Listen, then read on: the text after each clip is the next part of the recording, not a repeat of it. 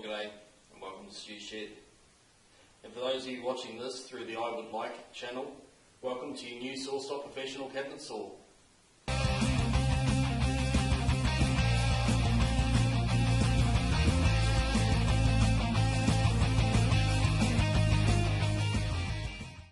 In this video I'm going to go through the steps required to put one of these together. This is the first time I've put a Sawstop together myself, so it's going to be a bit of a mutual learning experience.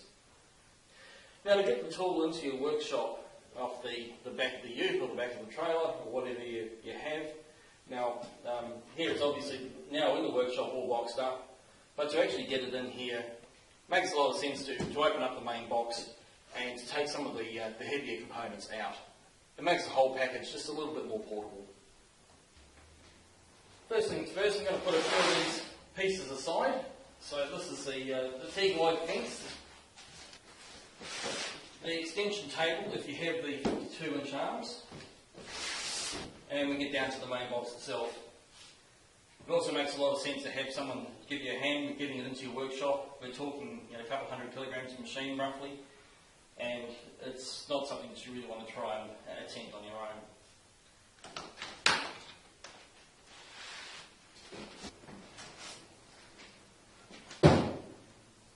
Now inside the little box there is this top piece of styrofoam, and what we're going to do, following the instructions, is put it on the ground next to the saw.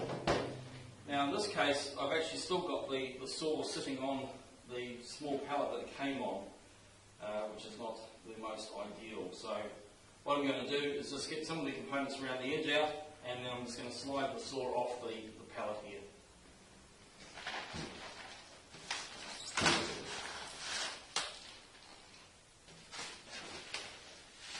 Wheels.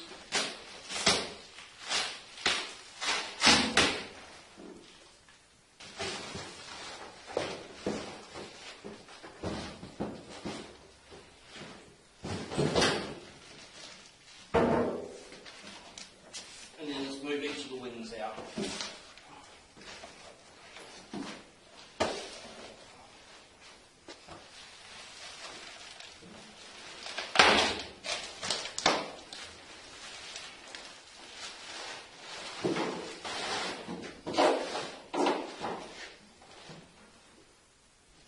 Now if you have the wheel kit, this is obviously the ideal time to be fitting it. You've got good access to the base.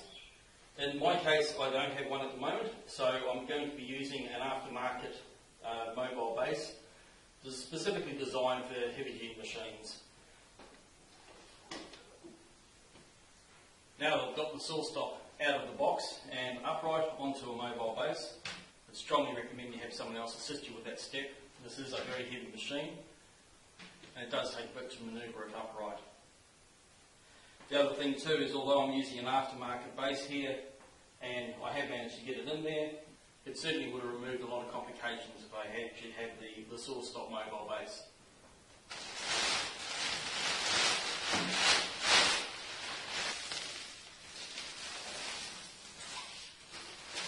The top comes wrapped in this, it's like a grease paper used to preserve the top of the cast iron.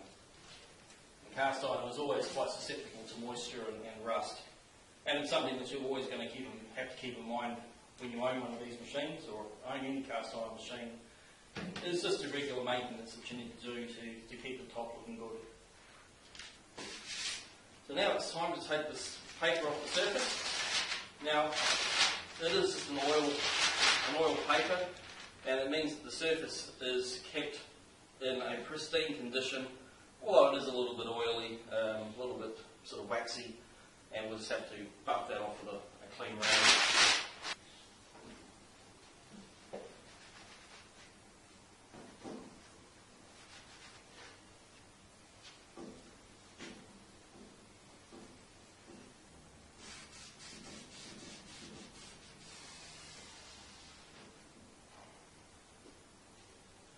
Just inside the cabinet here is a switch. We just need to bring that to the outside of the cabinet. It's held in with a cable tie, just tied around one of the arms here.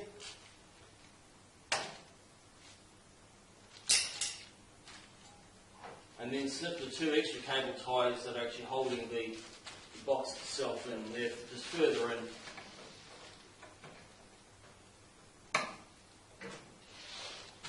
And once those extra ones are cut, then the whole switch unit can be gently brought to the outside of the cabinet. Now the next step is to install the hand wheels, both the one for the blade height and also for the blade tilt. And a quite comprehensive package of screws and accessories. We've got each of the items that you need divided up into the steps. So up at the top here we've got installing the hand wheels, it's got a couple of the keys and the grub screws that we need for that step. Now I was going to go look for some Allen keys, but they're also supplied in the kit as well. So a pretty comprehensive kit, which is quite cool. That notch there, that's where the key goes. Key is a little piece of metal that fits into a groove in both the shaft and also into the item that you're going to attach, and that obviously stops that having any ability to turn without actually turning the shaft as well, because they're physically locked together with the key. And there's just a little hole at the back for the grub screw, and again the grub screw is just going to hold the key in place. I'm just going to partially insert the grub screw in there, so it's nice and easy to do it up when the time comes, rather than sort of scrabbling for access after the fact. Just locate that on the groove in the shaft. I'll just rest there. Then just slide the hand wheel over the top. Goes all the way until it can't move any further. Then tighten up the grub screw.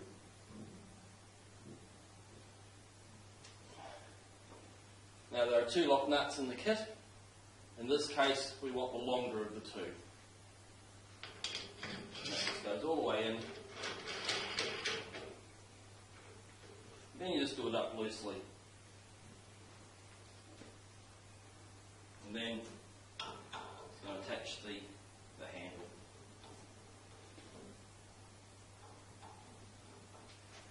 And this just uses a 14mm. Just bring that around. There we go.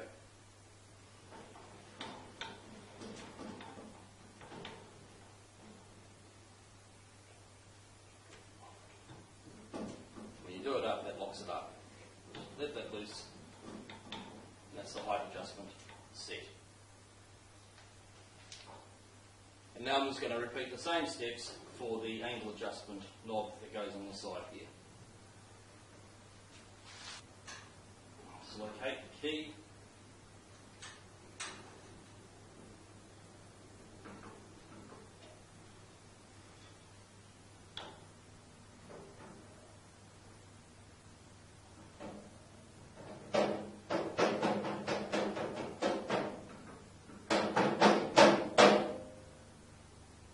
Until it's flush. Do up that grub screw.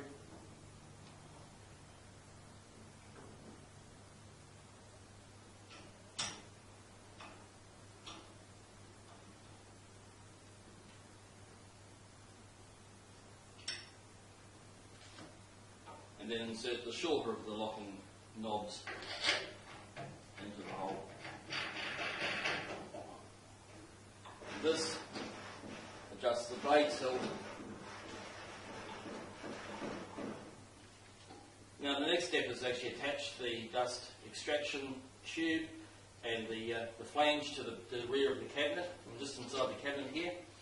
Now you'll notice that the flange itself has got a cut-off section here, a flattened section. That sits on the bottom of the cabinet, and that just literally just fits down there and through the wall of the cabinet itself. And you can see where that's protruding out the back of the cabinet here. And there are 3 holes here for the screws provided. And again, these come from our mounting kit, and it's the mounting the dust port. On.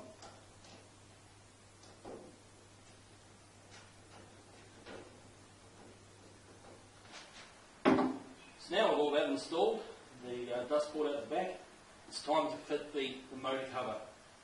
Now the motor, particularly on the left tilt, when it swings, actually extends quite a bit out of the cabinet, and that's what this cover basically covers, funny enough. So again, in our pack, there is this motor control rod. It's just a rod. The cover fits just there, and this rod just slides straight up. And to open the door, it's just a matter of pushing on the plastic there just to disengage the catch. So our next job here is to mount the cast iron wings on either side. Now they are pretty heavy, not a killer weight, but they're about 15 odd kilograms each. It's certainly not something that you want to sort of try to be juggling by hand or trying to do up the bolts at the same time. I've got a couple of these tool rests or tool stands, timber stands, in-feed and out-feed support that I use. These happen to be a Trident brand, something that I've been long associated with for those of you who do follow the blog. And in this case, they're perfectly suitable for this task.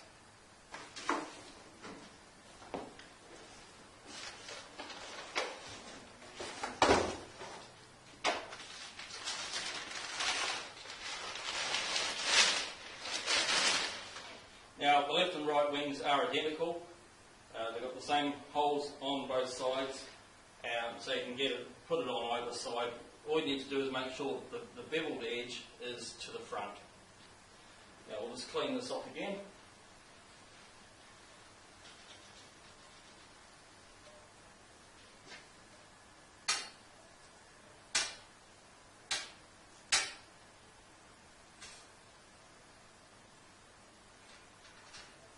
So I'm just going to slide it up. Now, on this saw, the holes on the saw table itself are tacked.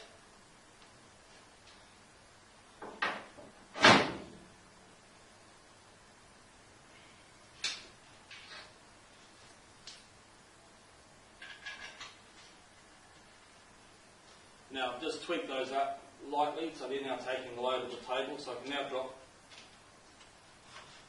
these stands out of the way.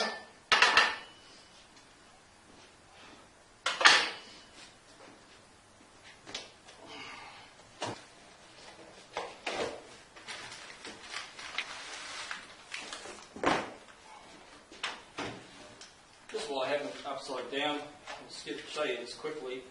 The ribbing, this is designed basically to give the top surface stability so it's kept flat without it having to be one big chunk of cast iron.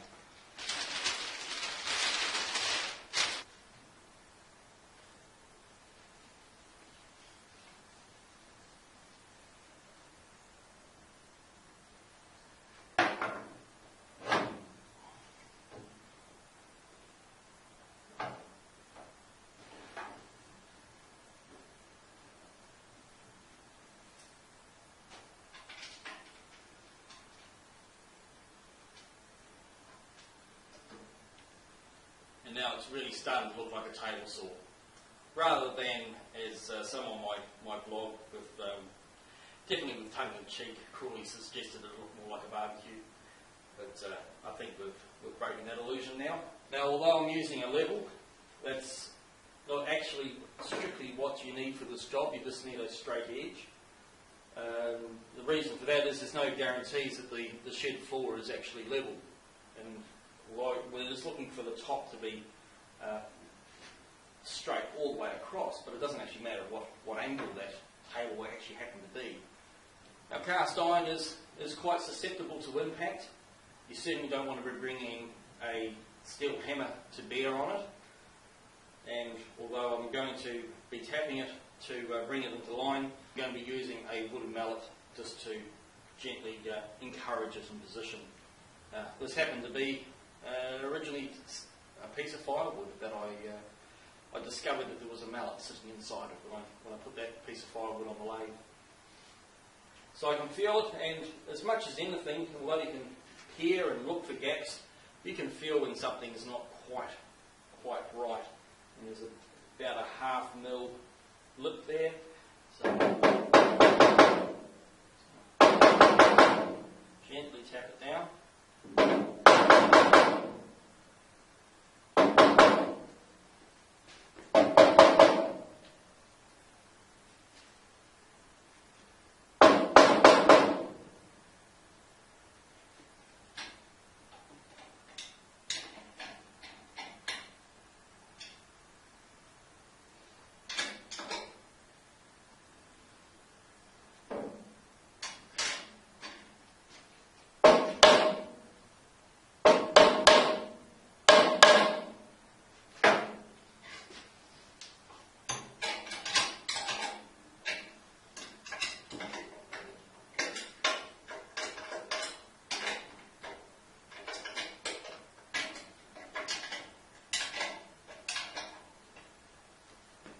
Now we have to mount the switch box to the underside here.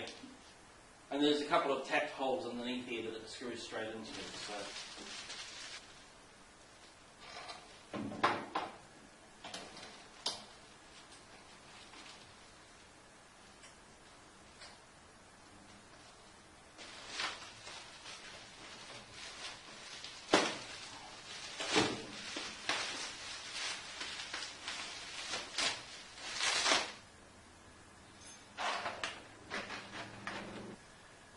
for a saw, this one has a set of keys.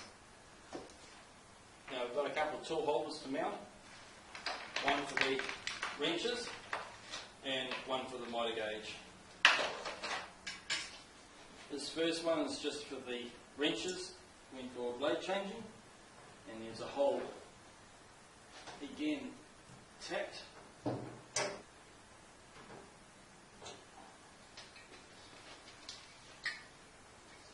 A couple of holes here for the clips.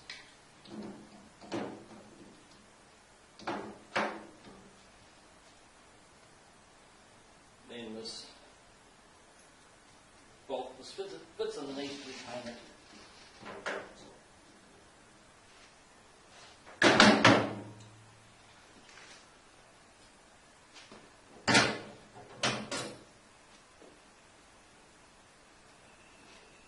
So now the last thing to fit is the blade guard, and it comes with this somewhat unusual device which is designed to give the operator an indication of the maximum width of material that can be passed through the guard.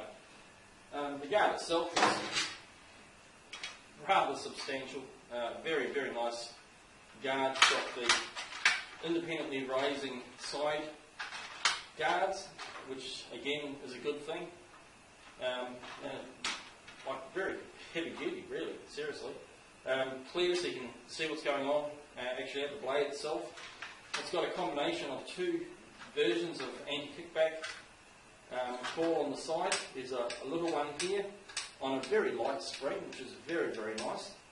It means that it won't actually score into the work, because it is actually quite light, certainly a lot lighter than I've experienced on other ones. And then we've got some substantial ones here, again on a very light spring, and nicely these actually can be clipped up out of the way when not required. Very nice feature. And we'll see the shark fin-esque riving knife.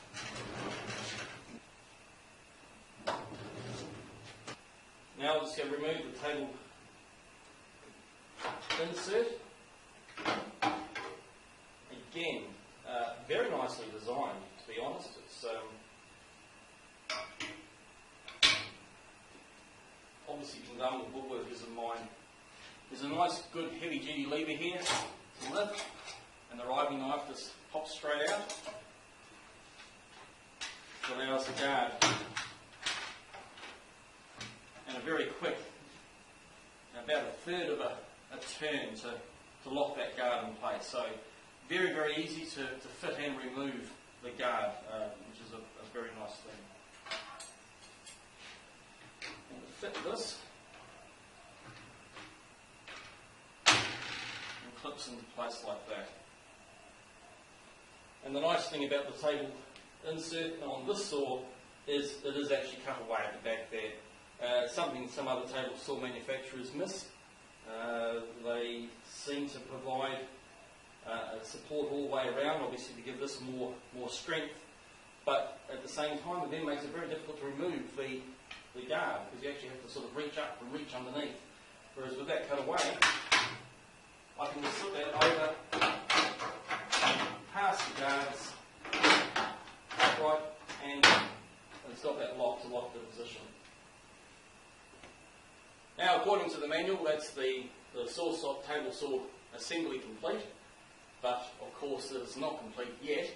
And as it does say in the manual, you now have to go to the second manual, which is the one that comes with the rip fence. So I've opened up the pack for the fence, and in this case they call it the T-glide fence system, which is a buyer's mire style fence, which is personally one of the best solutions for a table saw rip fence that I've come across. It comes with its own instruction manual. Again, these people are not going to miss you on making sure that every possible instruction is included, and suggestions on how to calibrate it to the nth degree, which obviously you really want with a saw to set it up that well. It also comes with a wall chart that repeats the instructions in the manual for how to actually install the hardware. Not only this one for the professional cabinet saw, but there was also one for the contractor saw as well.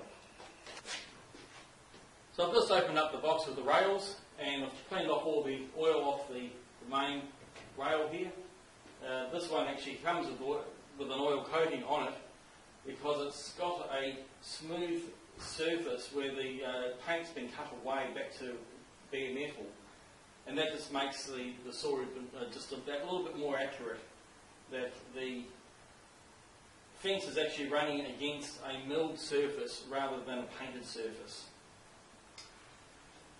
To start off with, we've got a couple of notches here, and these line up with the one slots, and what we're going to do is thread two of these bolts from the pack in through these two holes here into the front of the saw there. Just line the first one up.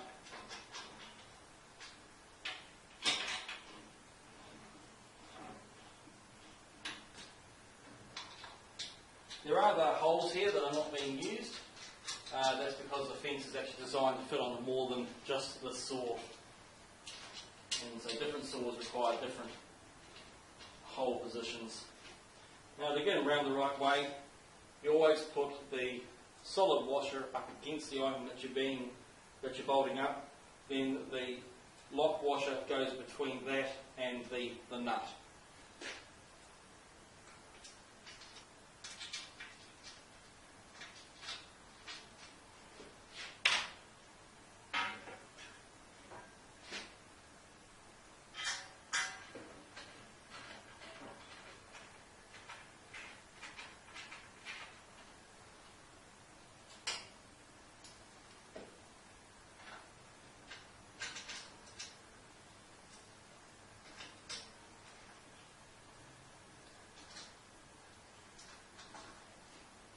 Now at this stage, rather than mounting the extra rail on the front here, we now start mounting the hardware for the extension table.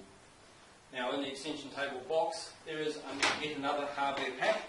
This time it's the blue pack. And the first thing we have in here is the adjustment bracket. This is to help us get everything nicely aligned between the extension table and the main table.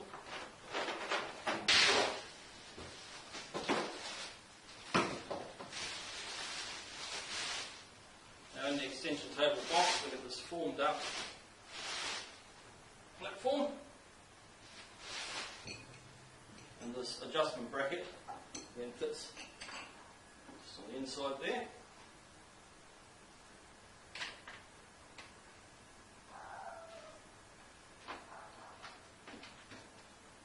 Now these brackets here fit on the rear side end of the extension bar.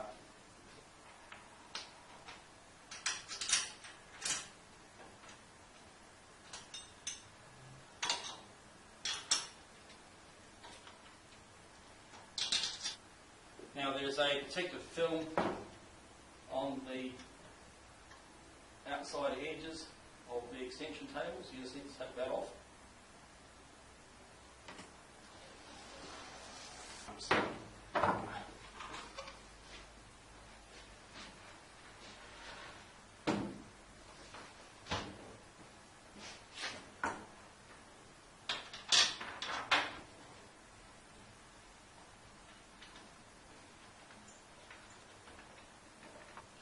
And that gets straight into the bottom of the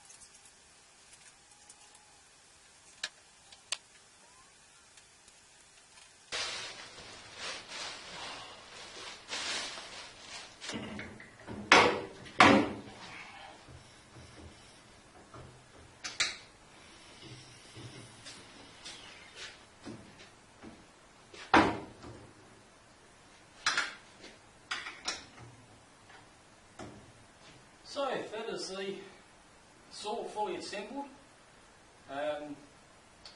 Just going to fit the guard so it at least looks the part. Remove the protective film off the extension table, and the next task will be to start actually calibrating everything to make sure that every measurement, when I set a certain measurement on the fence, that it's exactly right. The fence has got just the right amount of adjustment compared to the blade.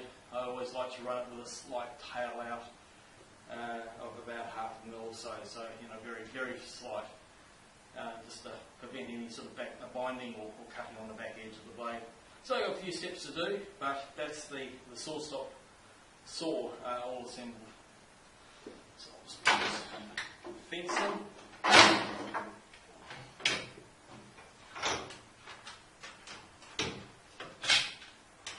I'll just pop the guard in.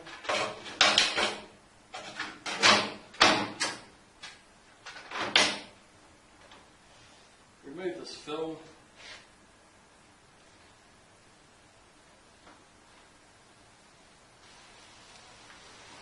And that is a Sawstop saw, fully assembled and ready to go.